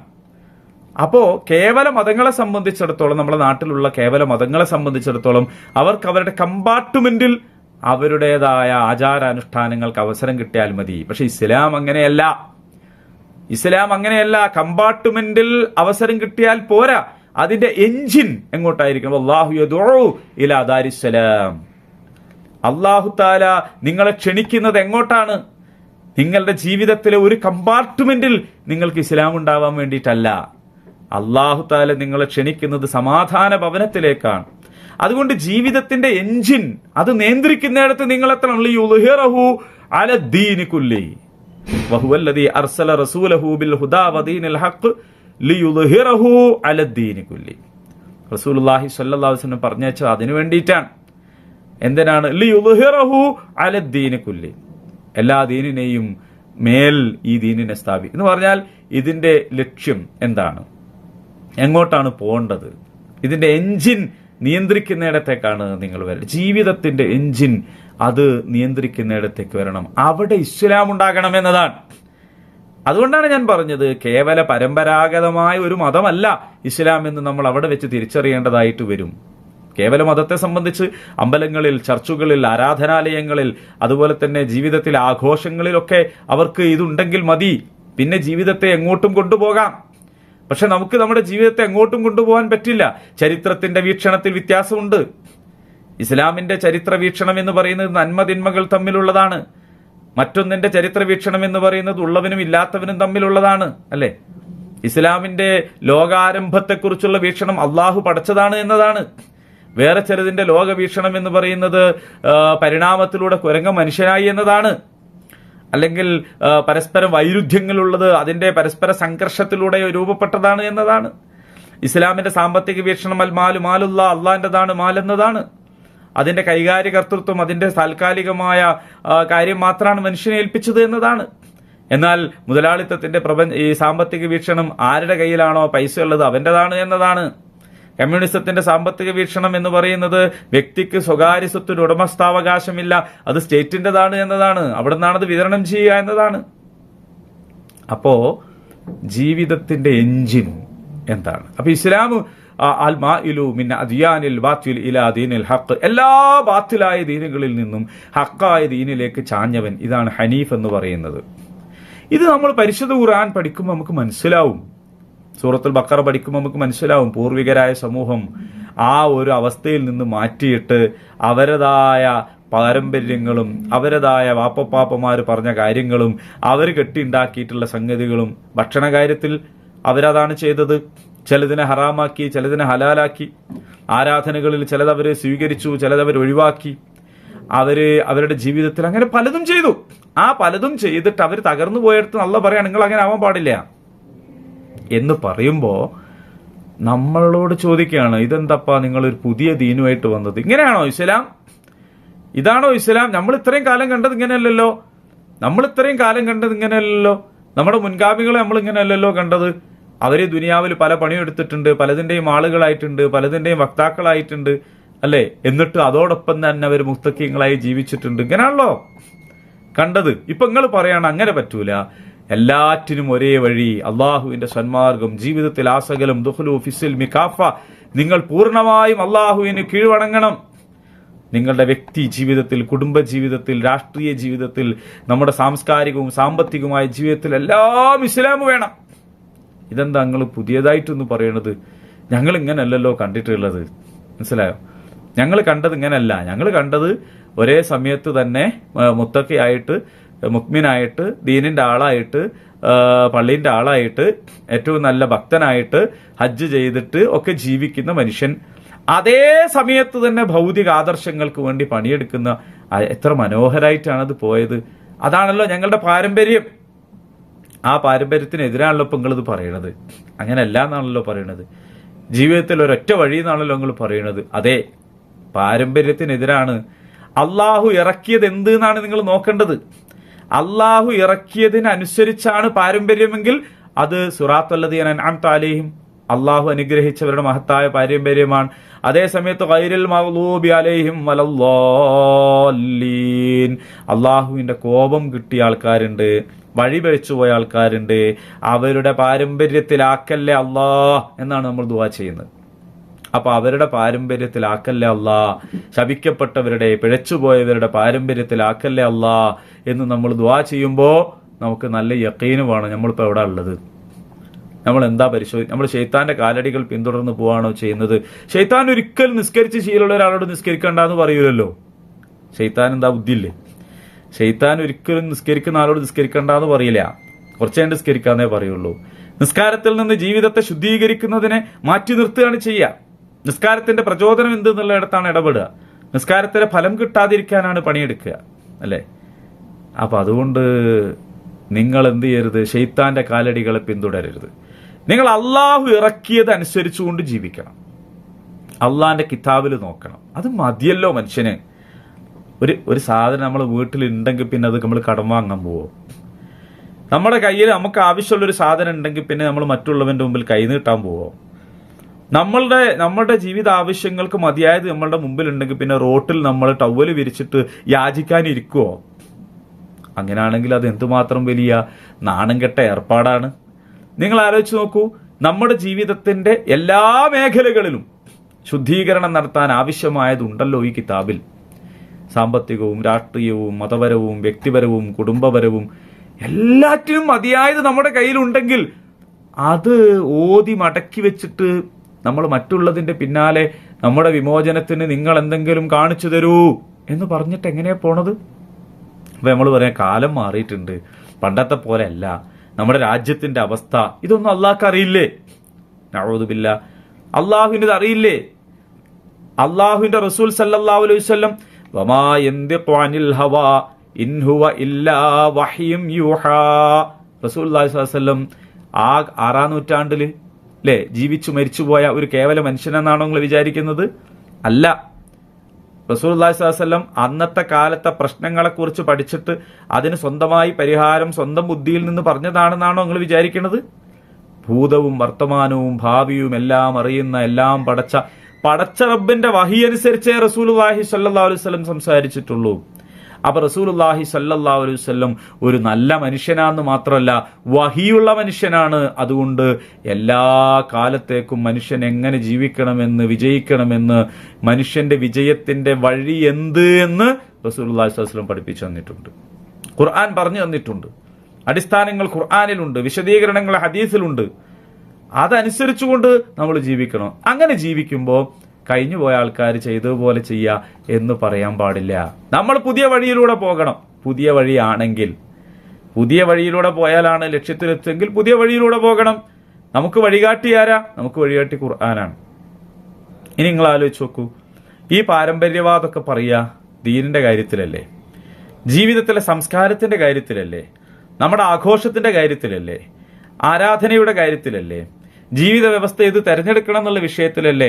ഓല് ചെയ്ത പോലെ, ഇവര് ചെയ്ത പോലെ, നമ്മളെ വാപ്പാര് ചെയ്ത പോലെ എന്നൊക്കെ നമ്മൾ പറയാം. എന്നാലും നമ്മൾ ഇപ്പൊ ഒരു വീടുണ്ടാക്കുന്ന കാര്യം നിങ്ങൾ ആലോചിച്ച് നോക്കൂ. അപ്പൊ നമ്മൾ എന്താ പറയാ? ഇതൊക്കെ ഒരു പഴയ സ്റ്റൈലാണ് അല്ലേ, നമുക്ക് പുതിയ സ്റ്റൈല് വേണം എന്നല്ലേ പറയാം? പഴയ സ്റ്റൈലാണ്, അത് വേണ്ട അങ്ങനല്ലേ പറയാ? അങ്ങനെ പറയാം. അതുപോലെ നമ്മുടെ ഭൗതികമായ പല കാര്യങ്ങളും നമ്മൾ എന്താ പറയാ? പഴമക്കാർക്ക് വിവരം ഉണ്ടായിരുന്നില്ല, അവർക്ക് അറിവില്ലായിരുന്നു, അവർക്ക് വേണ്ടത്ര ശുചിത്വബോധം ഉണ്ടായിരുന്നില്ല അല്ലെ, അവർക്ക് ആരോഗ്യശാസ്ത്രത്തിൽ അറിവുണ്ടായിരുന്നില്ല. അതുകൊണ്ട് പിന്നെ അവരങ്ങനെ ജീവിച്ചു. നമ്മളങ്ങനെ ജീവിക്കണ്ട. അപ്പൊ അവിടെയൊക്കെ നമ്മൾ എന്ത് ചെയ്യുന്നുണ്ട്? ശരിയെന്ന് നമുക്ക് ബോധ്യമുള്ളത്, ശരിയോ തെറ്റോ എന്ന് വേറെ കാര്യമാണ്, ശരിയോ ആവാം തെറ്റോ ആവാം, നമ്മുടെ തെറ്റിദ്ധാരണയൊക്കെ ആവാം. പക്ഷെ ശരിയെന്ന് നമുക്ക് ബോധ്യമുള്ളത് സ്വീകരിക്കുന്നതിന് നമ്മൾ എന്ത് ചെയ്യുന്നില്ല? നമ്മൾ ഉപ്പ ഇങ്ങനെയുള്ള വെള്ളം കുടിച്ച് അതുകൊണ്ട് ഞാൻ ആ ജാതി വെള്ളം കുടിക്കട്ടെ വിചാരിക്കുന്നില്ല. നമ്മളെ ഉപ്പാന്റെ ഉപ്പ ഇങ്ങനെയുള്ള പിന്നെ ജോലിയാണ് എടുത്തത് അതുകൊണ്ട് ഞാനത് ചെയ്യട്ടെ എന്ന് വിചാരിക്കുന്നില്ല അല്ലെ.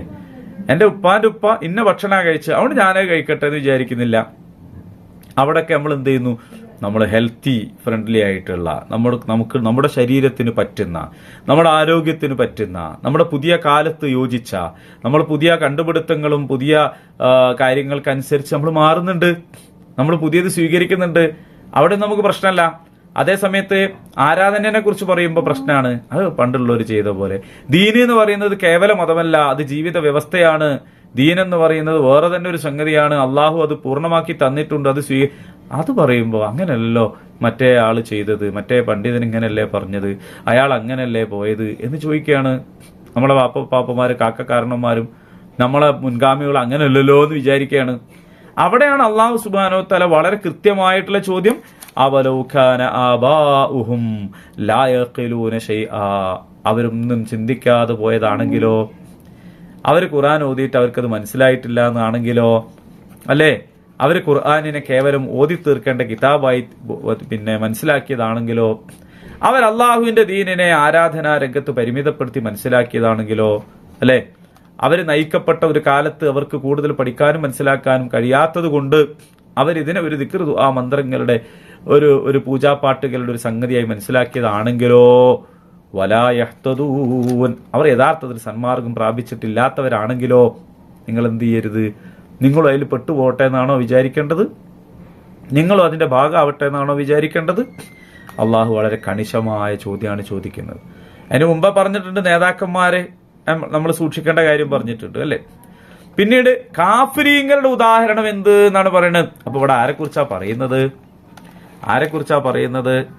ഇനി മസലുല്ലദീന കഫറു, കാഫിരീങ്ങളുടെ ഉദാഹരണം, നിഷേധികളുടെ ഉദാഹരണം, കമസലില്ലദീ യൻഇഖു ബിമാ ലാ യസ്മഉ ഇല്ലാ ദുആഅൻ വനിദാഅ. ദുആ എന്ന് പറഞ്ഞാലും നിദാ എന്ന് പറഞ്ഞാലും ഒക്കെ വിളിയും തന്നെയാണ്. പക്ഷെ ദുആയും നിദാവും അടുത്ത് പറയുമ്പോൾ ദുആ എന്ന് പറഞ്ഞാൽ അടുത്തുള്ളവരെ വിളിക്കുക, നിദാ എന്ന് പറഞ്ഞാൽ അകലുള്ളവരെ വിളിക്കുക. അപ്പോ ഈ വിളിയും തെളിയും എന്ന് അതിന് ചിലപ്പോ മലയാള പരിഭാഷയിൽ അർത്ഥം പറയും. ഇങ്ങനെ വിളിയും തെളിയും അല്ലാതെ മറ്റൊന്നും കേൾക്കാത്ത എന്ന് പറഞ്ഞാൽ ഹൈ പോ നിക്ക് എന്നൊക്കെ പറയണേ, നമ്മുടെ നാൽക്കാലികളെ തെളിച്ചുകൊണ്ട് ഇരിക്കുന്ന ആൾക്കാരുണ്ടല്ലോ, അവരിങ്ങനെ പറയുന്ന എന്തെങ്കിലും ഒച്ചപ്പാടുകൾ അതൊക്കെ കേൾക്കുന്നുണ്ട്. അതിനപ്പുറം ഇതിനൊന്നും മനസ്സിലാവുന്നില്ല, അതിനപ്പുറം ഇതിനൊന്നും ബോധ്യപ്പെടുന്നില്ല, അതിനപ്പുറം ഒരു കാര്യം പറഞ്ഞാൽ അതിന് ബോധ്യാവൂല, അതിന് തിരിയൂല. അങ്ങനെയാണ് നാൽക്കാലികൾ. അവർക്ക് ഏതാനും ഒച്ചപ്പാടെ തിരിയുള്ളൂ.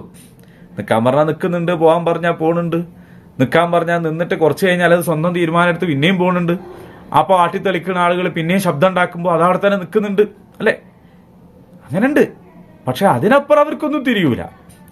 അതിനപ്പുറമൊന്നും തിരിയാത്ത നാൽക്കാലികളെ പോലെയാണ് കാഫിർ. പരിശുദ്ധ ഖുർആനിൽ വേറെ സ്ഥലത്തും കന്നുകാലികളോട് ഉപമിച്ചിട്ടുണ്ടല്ലോ. കേൾക്കേണ്ടതുപോലെ കേൾക്കാത്ത ആൾക്കാർ, അല്ലേ? കണ്ണുണ്ട് പക്ഷെ അവർ കാണുന്നില്ല, അല്ലേ? കാതുണ്ട് അവർ കേൾക്കുന്നില്ല. കേൾക്കുന്നില്ല എന്ന് പറഞ്ഞാൽ എന്താ അർത്ഥം? കേൾക്കുന്നുണ്ട് പക്ഷേ എന്താന്ന് കേട്ടതിന്റെ ഒരു ഫലമില്ല, കാണുന്നുണ്ട് കണ്ടതിന്റെ ഫലമില്ല. പരിശുദ്ധ ഖുർആൻ വായിക്കുന്നുണ്ട്, വായിച്ചതിന്റെ ഫലമില്ല. കാര്യങ്ങൾ പഠിക്കാനുള്ള അവസരമുണ്ട്, പഠിച്ചതിനുള്ള ഒരു ഉപകാരം ഉണ്ടാവണില്ല. അപ്പൊ കാതുണ്ടായിട്ടും കേൾക്കാത്തവർ, കണ്ണുണ്ടായിട്ടും കാണാത്തവർ, അല്ലെ? കാതുണ്ടായിട്ടും കേൾക്കാത്തവർ, കണ്ണുണ്ടായിട്ടും കാണാത്തവർ.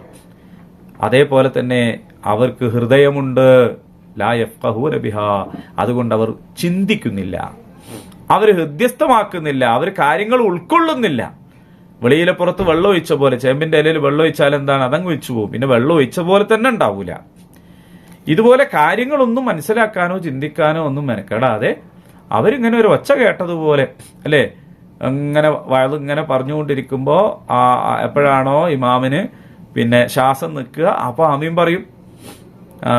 അതിനിടയ്ക്ക് ഒരു തമാശ പറയാ, പണ്ടൊരു ആളിങ്ങനെ പിന്നെ വയലു അറിയായിരുന്നുവല്ലോ, ബഹുമാനപ്പെട്ട ജബൽ അബീ ഖുബൈസ്. അപ്പൊ എല്ലാരും കൂടി റളിയല്ലാഹു അൻഹു. ഇപ്പൊ ഇവര് വിചാരിച്ച് ഏതോ മഹാന്റെ പേര് പറഞ്ഞ, എന്നിട്ട് ഉടനെ എന്ന മലയുടെ മുകളിൽ, അപ്പോഴവൾക്ക് മനസ്സിലായത് മലന്റെ പേരാണ്. സംഗതി ഒരു തമാശയാണെങ്കിലും ഇതാണ് അവസ്ഥ, അല്ലേ? പറഞ്ഞുകൊണ്ടിരിക്കുമ്പോ ഒരു അറബി പേര് കേട്ട ഉടനെ റളിയല്ലാഹു അൻഹു, എന്താ പറഞ്ഞത് എന്ന് ചിന്തിക്കാനുള്ള നേരല്ല, അല്ലേ? അതുപോലെ തന്നെ ആമീൻ പറയുമ്പോ ശ്വാസം നിന്നാ ഉടനെ നമ്മൾ ആമീൻ പറയാ. അങ്ങനെയൊക്കെ കൂടി കുറെ കാട്ടിക്കൂട്ടലുകളിലൂടെ അതങ്ങ് പോയി. പക്ഷെ ഒന്നും എന്താക്കുന്നില്ല, ലാ യഫ്ഖഹൂന ബിഹാ, അവരുടെ കൽബുകളിലേക്ക് സ്വീകരിക്കുന്നില്ല. ഉലൈക കൽ അൻആം, കന്നുകാലികളെ പോലെയാണ് അവർ. ബൽ ഹും അളൽ, പിന്നീട് അള്ളാഹ് ഉടനെ തിരുത്തിയിട്ട് പറയാണ്, അല്ല, അതിനേക്കാൾ മോശമാണ് അവര്, അതിനേക്കാൾ താഴെയാണ് അവര്. കന്നുകാലികളെ പോലെയാണെന്ന് പറഞ്ഞു, എന്നിട്ട് ഉടനെ തിരുത്തിയിട്ട് പറയാണ്, അല്ല, അതിനേക്കാൾ താഴെയാണ് അവര്. നോക്കൂ നിങ്ങൾ, അത് തന്നെയാണ് ഇവിടെയും പറഞ്ഞിട്ടുള്ളത്. കന്നുകാലികളെ പോലെ അവർ വെറും ആട്ടും തെളിയും മാത്രം കേൾക്കുകയാണ്, അവരൊന്നും ചിന്തിക്കുന്നില്ല, അവരൊന്നും തന്നെ മനസ്സിലാക്കുന്നില്ല. സുമ്മും ബുക്മുൻ ഉമ്യുൻ, അവർക്ക് ഒരാളോട് ചോദിക്കണമെങ്കിൽ അതിനുള്ള മിണ്ടാട്ടല്ല അവർക്ക്, അവർ ചോദിക്കണില്ല. ചോദ്യങ്ങൾ ചോദിക്കണ്ടേ, എന്നാലല്ലേ കാര്യങ്ങൾ മനസ്സിലാക്കുക. ആദ്യം തന്നെ പറഞ്ഞിരിക്കണു, ഒന്നും ചോദിക്കരുത്, തെളിവ് ചോദിക്കാൻ പാടില്ല, വിശദീകരണം ചോദിക്കാൻ പാടില്ല എന്ന് പറഞ്ഞിരിക്കുകയാണ്. നിങ്ങൾക്കറിയോ, പരിശുദ്ധ ഇസ്ലാം നമ്മൾ മനസ്സിലാക്കിയിട്ടുള്ളതല്ലേ? പരിശുദ്ധ ഖുർആൻ എത്ര തവണയാണ് നിങ്ങൾ ചിന്തിക്കുന്നില്ലേ എന്ന് ചോദിക്കുന്നത്, ചിന്തിക്കുന്നവർക്ക് ദൃഷ്ടാന്തമുണ്ട് എന്ന് പറയുന്നത്, അല്ലെ? അഫലാ തഅഖിലൂ, നിങ്ങൾ അഖൽ ഉപയോഗിക്കുന്നില്ലേ എന്ന് ചോദിക്കുന്നത്. ചിന്തിക്കാനും പഠിക്കാനും മനസ്സിലാക്കാനും ഇത്ര പ്രേരണ നൽകിയിട്ടുള്ള ഏത് ദീനാണുള്ളത്? അങ്ങനെ വേറില്ലല്ലോ. അങ്ങനെ സാധാരണ നമ്മൾ മനസ്സിലാക്കുന്ന ആത്മീയ മത രംഗത്തൊക്കെ എന്താണ് സംഭവിക്കുന്നത്? ചോദ്യം ചോദിക്കാൻ പാടില്ലല്ലോ. എന്താണോ ആചാര്യം പറയണത് അതപ്പടി അങ്ങനെ തന്നെ അങ്ങോട്ട് പോവാ എന്നതാണ്.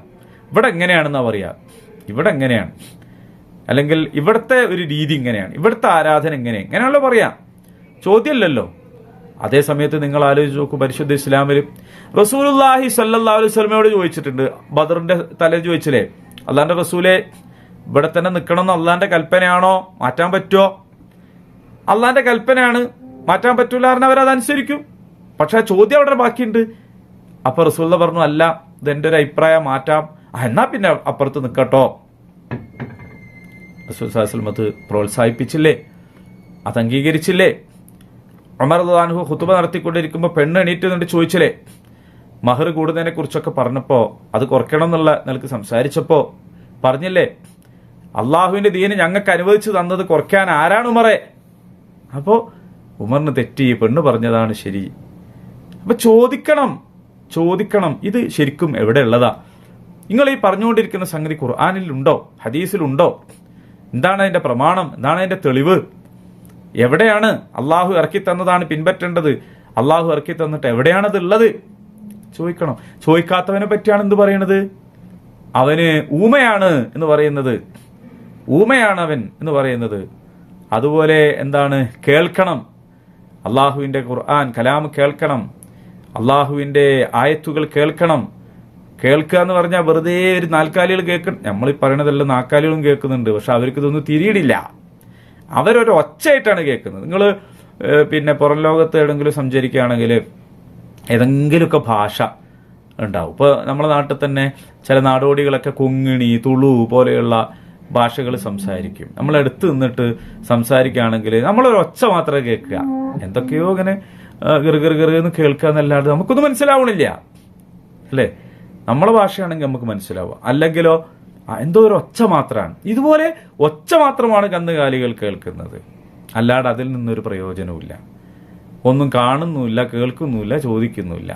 ഇതാണ് അവസ്ഥ എന്ന് പറയാൻ. അതുകൊണ്ട് എന്താണ്, ഫഹും ലാ യഖിലൂൻ, ഒന്നും പ്രത്യേകിച്ച് ചിന്തിക്കുന്നില്ല. അപ്പൊ തീറ്റ കൊടുക്കാൻ കൊണ്ടുപോകുമ്പോൾ പോണ അതേ ആവേശത്ത് തന്നെ അറക്കാൻ കൊണ്ടുപോകുമ്പോഴും പോകും. അവർ പിന്നാലെ ഇങ്ങനെ പോവുക തന്നെയാണ്. മുമ്പേ എന്താണ്, നയിക്കുന്ന ഗോപുതന്റെ പിമ്പേ ഗമിക്കും ബഹുഗോക്കളെല്ലാം എന്നാണ്. മുമ്പിൽ ഇങ്ങനെ പോണവന്റെ പിന്നാലെ എല്ലാവരും ഇങ്ങനെ പോവാ, ഒരു ചിന്തയില്ല, ആലോചനയില്ല, ഒന്നുമില്ല. ഇത് വെച്ചുകൊണ്ട് പറയുന്നുണ്ട്, നിങ്ങൾ അന്ധമായി തഖ്ലീദ് ചെയ്യാൻ പാടില്ല, അന്ധമായി അനുകരിക്കാൻ പാടില്ല. ഇപ്പോൾ നമുക്ക് അറിഞ്ഞുകൂടാത്തൊരു കാര്യത്തെ സംബന്ധിച്ച് പണ്ഡിതന്മാരായ ആളുകളോട് നമ്മൾ ചോദിക്കുകയും അവർ പറഞ്ഞിരുന്ന അനുസരിക്കുകയൊക്കെ വേണ്ടി വരും. ഇപ്പോൾ ഒരു പിന്നെ ആരോഗ്യത്തെക്കുറിച്ച് അറിവ് കുറഞ്ഞ ആൾക്കാർ ഡോക്ടർമാർ പറയണ മരുന്ന് കുടിക്കേണ്ടി വരൂലേ, ഇതുപോലെ. പക്ഷെ അതേ സമയത്ത് ഈ ഡോക്ടർക്ക് പോണ ആള് ചിന്തിക്കണ്ടേ, ഈ ഡോക്ടർ ശരിക്കുള്ള ഡോക്ടർ തന്നെയാണോ? അതയാൾ തന്നെ ചിന്തിക്കണ്ടേ. ഇയാള് ചികിത്സിക്കാൻ പറ്റിയ ആൾ തന്നെയാണോ? ഇയാൾ വ്യാജ ചികിത്സകനാണോ? അതാരാ പരിശോധിക്കുക? അത് പോണ ആള് ചിന്തിക്കണം, അതിനുള്ള ബുദ്ധി അയാൾക്കുണ്ട്, അങ്ങനെയല്ലേ? അപ്പോൾ അവനവന് ചിന്തിക്കാൻ അള്ളാഹു നൽകിയ ശേഷിയെ അവന് ഉപയോഗപ്പെടുത്തണം. അങ്ങനെ അവന് ഉപയോഗപ്പെടുത്തിയിട്ട് എന്ത് ചെയ്യണം, മുന്നോട്ട് പോകണം എന്നതാണ്. അന്ധമായ അനുകരണങ്ങൾ പാടില്ല, അന്ധമായ തഖ്ലീദ് പാടില്ല. കണ്ണും ചുമ്മി നമ്മുടെ ജീവിതം എന്തൊരു അബദ്ധമാണ് യഥാർത്ഥത്തിൽ നമ്മൾ ചെയ്യുന്നത്. നമ്മുടെ ജീവിതത്തെ നമ്മൾ അങ്ങനെ ആർക്കോ സമർപ്പിക്കുകയാണ്, നിങ്ങൾ പറയും പോലെ, അല്ലെ അവർ പറയും പോലെ. എന്നിട്ട് അതിൻ്റെ പക്ഷപാതിത്വങ്ങളിൽ കുടുങ്ങി, അതിൻ്റെ സങ്കീർണതകളിൽ, അതിൻ്റെ സങ്കുചിതത്വങ്ങളിൽ കുടുങ്ങി ജീവിതം നഷ്ടപ്പെട്ടു പോവല്ലേ ചെയ്യുന്നത്. എന്താ നമ്മളെ ജീവിതം എന്ന് പറയുന്നത്? നിങ്ങൾ ആലോചിച്ച് നോക്കൂ, എത്ര പെട്ടെന്ന് കുറച്ച് കഴിഞ്ഞിട്ടാക്കാന്ന് പറഞ്ഞിട്ട് കാര്യമുണ്ടോ? എത്ര പെട്ടെന്നാണ് സംഭവിക്കുക, അല്ലേ? വളരെ പെട്ടെന്നാണ്. എൻ്റെ ഒരു നാട്ടുകാരന് കഴിഞ്ഞ ദിവസം, പിന്നെ നിങ്ങളൊക്കെ അറിഞ്ഞിട്ടുണ്ടാവുമല്ലോ, കഴിഞ്ഞ ദിവസം എന്തായി, കാർ ഓടിച്ചു പോകുമ്പോൾ തീ കത്തിയിട്ട് മരിച്ചുപോയി. അദ്ദേഹത്തെ രക്ഷപ്പെടുത്താൻ വേണ്ടിയിട്ട് ഓടി വന്ന ഒരാൾ കാറിൻ്റെ ഡോറ് തുറന്നു കൊടുത്തിട്ട് ഇറങ്ങാൻ പറയുന്നുണ്ട്. അപ്പം അദ്ദേഹത്തിന് ഇറങ്ങാൻ കഴിയണില്ല. എന്താ കാര്യം? ബെൽറ്റ് മുറുകി കിടക്കുക, അത് അഴിക്കാൻ പറ്റുന്നില്ല. നിങ്ങൾ ചാടുന്ന് പറയുന്നുണ്ട്, പക്ഷെ അദ്ദേഹം പറയും ബെൽറ്റ് അഴിക്കാൻ പറ്റണില്ല.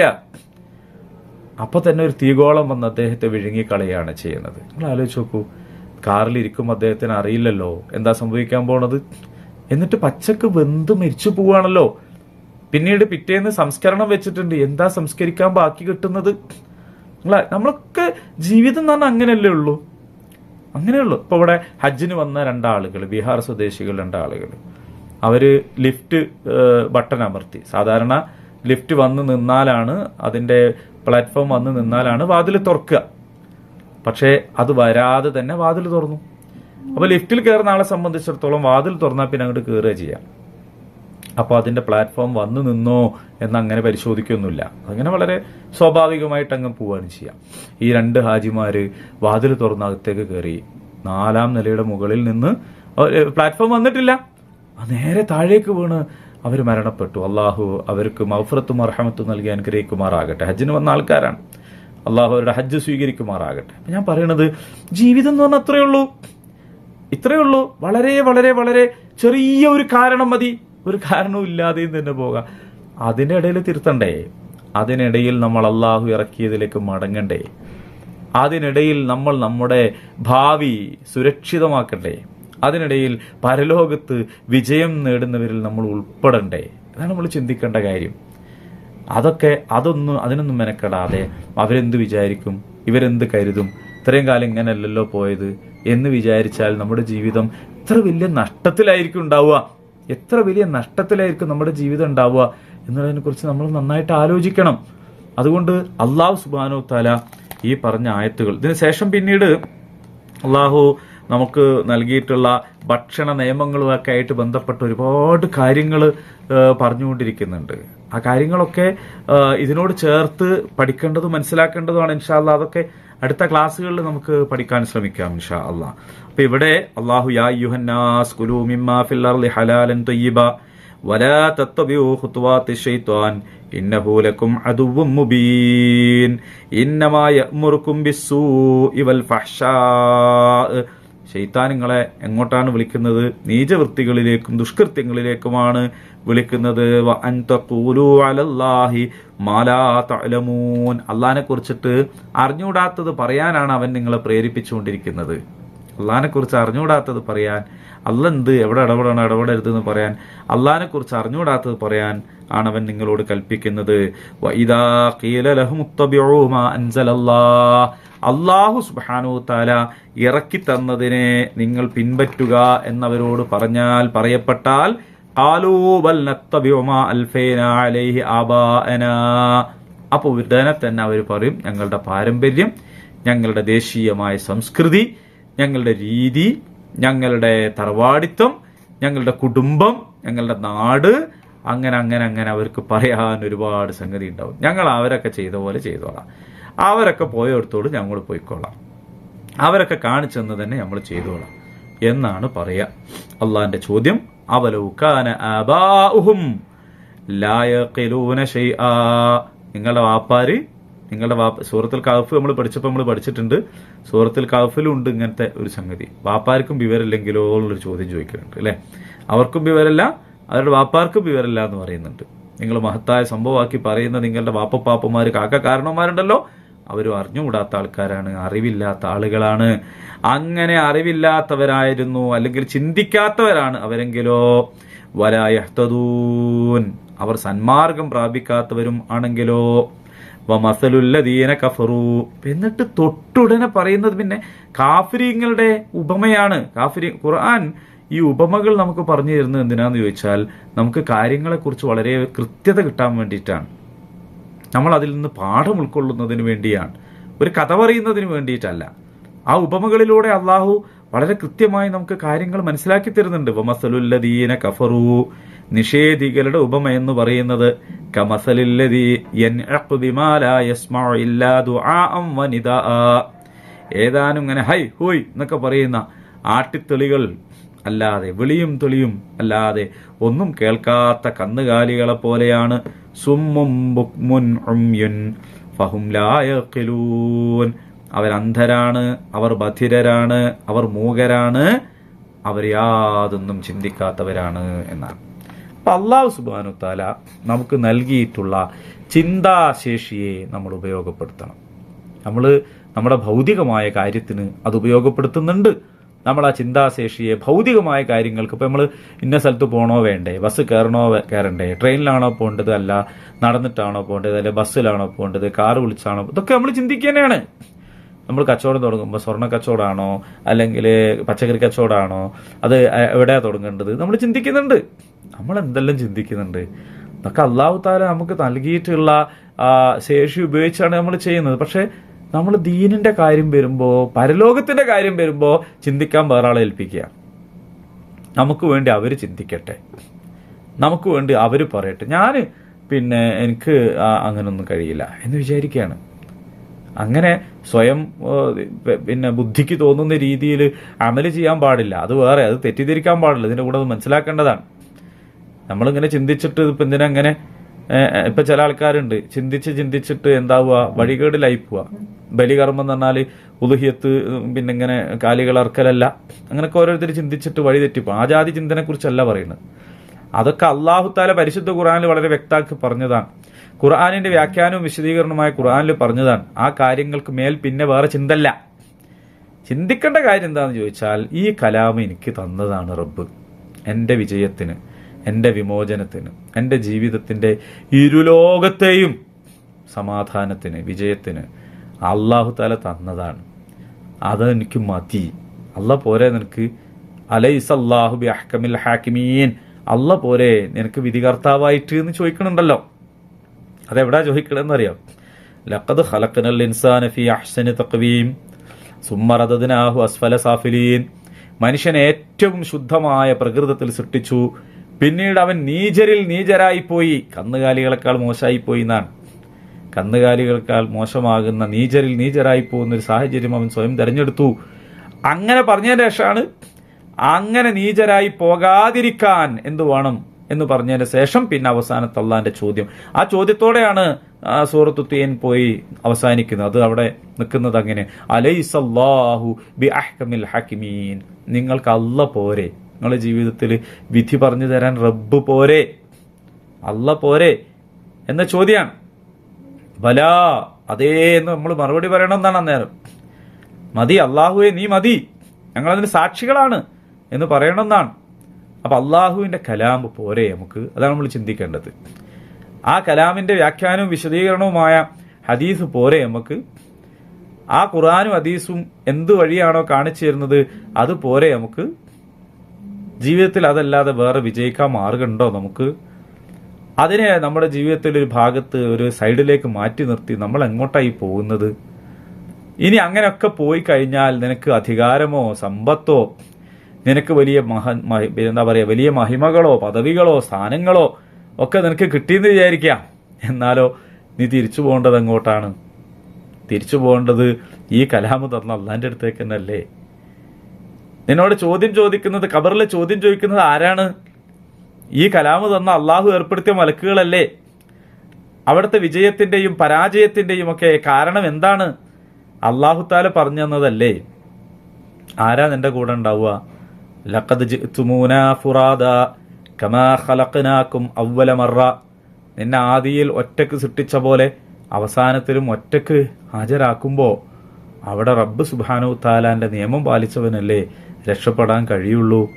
അപ്പൊ ഖുർആനിനെ പരമ്പരാഗതമായിട്ട് നമ്മളെ വാപ്പപ്പാപ്പാരെ എങ്ങനെ കരുതി എന്നതല്ല നോക്കേണ്ടത്. വാപ്പപ്പാപ്പാര് നല്ലതാ കരുതിയെങ്കിൽ അൽഹംദുലില്ലാഹ് നല്ലത്. അപ്പൊ അവര് സിറാത്തുല്ലദീന അൻഅംത അലൈഹിമിൽ പെട്ടവരായിരിക്കും. പക്ഷെ അവര് അത് എങ്ങനെ സ്വീകരിച്ചു എന്നുള്ളതല്ല, നമ്മൾ ഇതിനെ അള്ളാഹുവിന്റെ കലാമായിട്ട് സ്വീകരിക്കുക എന്നതാണ്. നമ്മൾ അള്ളാഹു സുബ്ഹാനഹു തആല ഇറക്കിയതനുസരിച്ച് ജീവിതത്തെ സംസ്കരിക്കുക എന്നതാണ്. നമ്മൾ ഓരോരുത്തരും എത്തിപ്പെട്ടതും നമ്മൾ ഓരോരുത്തരും എന്തെല്ലാമൊക്കെയോ കാരണം കൊണ്ട് തെരഞ്ഞെടുത്തതുമായിട്ടുള്ള നമ്മുടെ ജീവിതത്തിൻ്റെതായ ഒരു സ്റ്റൈൽ, നമ്മുടെ ഒരു ലൈഫ് സ്റ്റൈൽ, നമ്മുടേതായ ശീലങ്ങൾ, സംസ്കാരങ്ങൾ, അതിനനുസരിച്ചിട്ടുള്ളൊരു ആയത്തേടെങ്കിലും കിട്ടുമോ എന്ന് നോക്കി നടക്കുകയല്ല വേണ്ടത്. നമ്മളെ ചെരുപ്പ് ഒന്ന് കിട്ടി, നല്ല മുന്തിയ ചെരുപ്പാണ്, കാണാനൊക്കെ ഭംഗിയുണ്ട്, എന്നാൽ പിന്നെ അതിനനുസരിച്ച് നമ്മുടെ കാലിനെ ചെത്തിക്കുറിപ്പിക്കുകയല്ല വേണ്ടത്. നമ്മുടെ കാലിനനുസരിച്ചുള്ള ചെരുപ്പ് വാങ്ങാൻ നമുക്ക് കഴിയുമ്പോഴാണല്ലോ നമ്മൾ ബുദ്ധിയുള്ളവനാണ് എന്ന് പറയാം. ആ അർത്ഥത്തിൽ പരിശുദ്ധ ഖുർആൻ അനുസരിച്ച് നമ്മുടെ ജീവിതത്തെ നമ്മൾ ക്രമപ്പെടുത്തിയേ തീരും. ഖുർആൻ പഠിക്കുന്നവർക്കതിൽ അധിക ബാധ്യതയുണ്ട്, മനസ്സിലാക്കാതെ പോകരുത്. ആ അധിക ബാധ്യത എന്താണെന്ന് ചോദിച്ചാൽ, ഒന്നും അറിഞ്ഞുകൂടാത്തവനെ പോലെയല്ല നമ്മൾ, അറിയുന്നവരും മനസ്സിലാക്കുന്നവരും. അള്ളാഹു അതിന് നമുക്ക് വലിയ അനുഗ്രഹം തന്നിരിക്കുകയാണ് ഇത് പഠിക്കാൻ. റബ്ബ് സുബ്ഹാനഹു തആല നൽകിയ ഈ നിഅമത്ത് ഏറ്റവും നന്നായിട്ട് ഉപയോഗപ്പെടുത്താൻ നമുക്ക് സാധിക്കണം. അള്ളാഹു ഉപകാരപ്രദമായ വിജ്ഞാനം നൽകി നമ്മൾ അനുഗ്രഹിക്കുമാറാകട്ടെ. അള്ളാഹു സുബ്ഹാനഹു തആല അവന്റെ കലാമിൽ നിന്ന് സത്യത്തെ മനസ്സിലാക്കാൻ, അതനുസരിച്ച് ജീവിതത്തെ ക്രമീകരിക്കാൻ നമുക്ക് തൗഫീഖ് ചെയ്യുമാറാകട്ടെ. അള്ളാഹുവിന്റെ ദീൻ അംഗീകരിക്കുന്നതിന് തടസ്സമാകുന്ന എല്ലാ ജാഹിലിയത്തിൽ നിന്നും അള്ളാഹു നമ്മളെ കാത്തുരക്ഷിക്കുമാറാകട്ടെ. اللهم ربنا تقبل منا إنك أنت السميع العليم وتب علينا إنك أنت التواب الرحيم ربنا آتنا في الدنيا حسنة وفي الآخرة حسنة وقنا عذاب النار آمين الحمد لله رب العالمين. السلام عليكم ورحمة الله وبركاته.